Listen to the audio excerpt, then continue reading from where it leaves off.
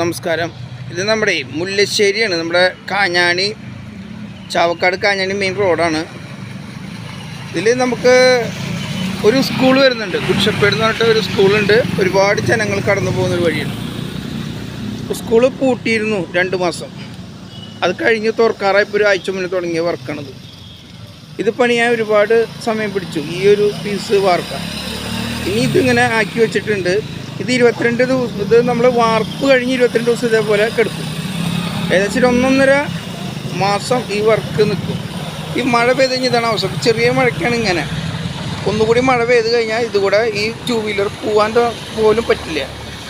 കണ്ടില്ലേ, 2 വീലർ കടന്നു പോകാൻ പോലും പറ്റില്ല. ഞാൻ അടക്കം കുറേ ആളുകൾ ഒരു ദിവസം വലിയൊരു കുടുങ്ങൽ കൂടി. കാരണം വെച്ചാൽ ഇതിൻ്റെ ഈ ലെഫ്റ്റ് സൈഡിൽ പണിയുന്ന സമയത്ത് എന്തുണ്ടായിച്ചാൽ ഈ വെള്ളം പൊന്തിയപ്പോൾ